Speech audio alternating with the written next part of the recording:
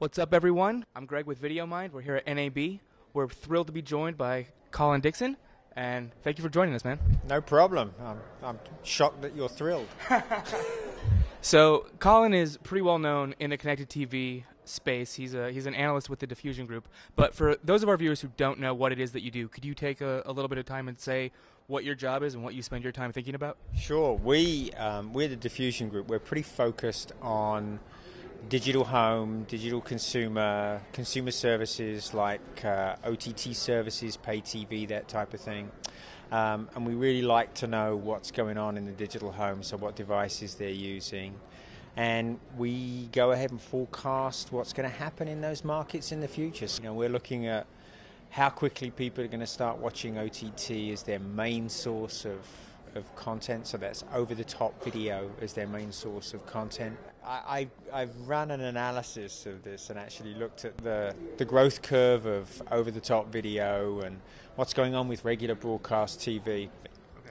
I think by 2018, that's just 6 years from today, the average person in the US is going to be watching as much video online as they do watch broadcast television. If I'm down in LA, in Los Angeles, when I give that number, I get, no, it'll never happen. It can't possibly happen. But if I'm up where I'm from in Silicon Valley, I get, no, it'll be much sooner than that. So, when you get those two camps sort of at either ends, you're probably somewhere in there. Are the devices that are proliferating with the smart screens as much a part of this as the content that's available? Yeah, that's the key enabler. Well, actually, it's two things. It's those connected devices and it's the networks that connect them. And if you look at the common fabric, it's the internet. With a single solution now, with a single online solution, I can hit a consumer on all of their devices, TV, PC, iPad, cell phone. I can hit them all with one infrastructure on one service. And I don't have to own cables. I don't have to own towers. This is the first. It's never happened. This is the first time this has ever happened. Not only that, you can have a direct one-on-one relationship with your customer because they can talk back to you.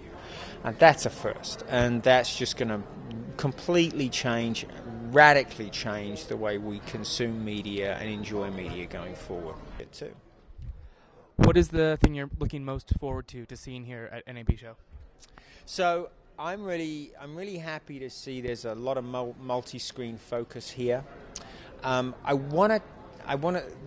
a good thing. I think that's something that broadcasters need to be very focused on right now. It's probably, if they want to stay involved with their audience, they're engaged with their customers, it's the most important thing that they can do.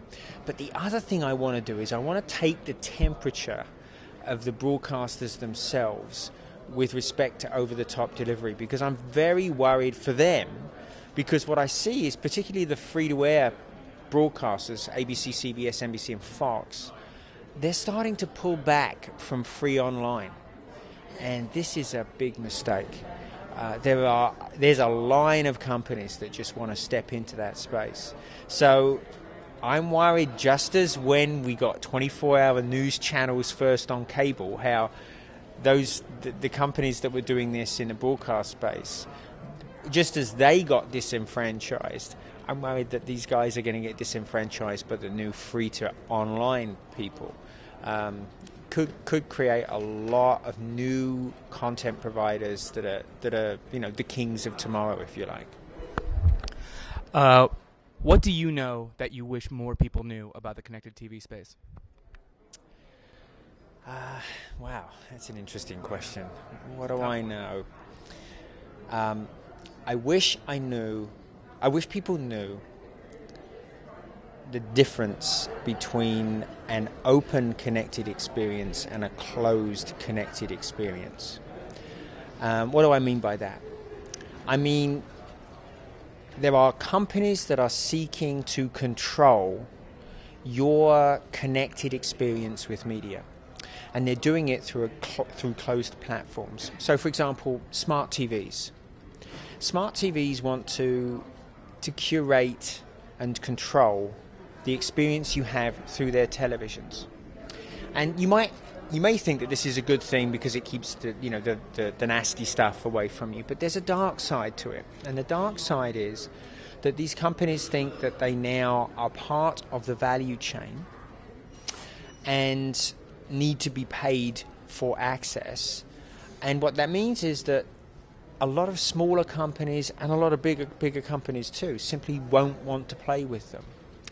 This is very confusing for consumers now. I have a smart TV that's connected to the internet, but I can't get half of the services that I want. So I wish people were more conscious of this fact and were urging manufacturers and content providers to work together on more open standards in the delivery of media from the internet to all of the multi-screen connected devices. So that's something that I'm very, very worried about. The other thing is I wish people were more sensitive to issues of net neutrality. That it's very important that the broadband connection stays neutral, rigorously neutral. And this is a competitive issue. This isn't just a media issue. This is just really important, I think, for us as a nation going forward. If you could have any superpower, what superpower would you have? My daughter asked me this the other day. And, the usual things like invisibility, kind of, flying, it's kind of unappealing to me. I think it will probably be super brain, maybe, super intelligence, because I certainly don't have that today. Would you use your super brain for good or for evil? Probably a bit of both. Okay. I think there's lots of opportunity to do some good things and non-harmful evil things. So, what is your worst experience coming to these tech conferences? Like absolute, just either the boringest or the most embarrassing, just the worst tech conference story?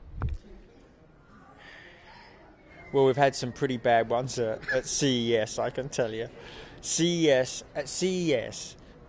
we're at NAB, so I guess I can say this with impunity, but at CES it is sometimes tough to just take care of the basics of living. Drinking, eating and sleeping are tough in Las Vegas during CES, so that's pretty bad. I don't know. Beyond that, I think most of the conferences I've been at, I've had a pretty all right experience. Finally, if you had a spirit animal, what do you think your spirit animal would be?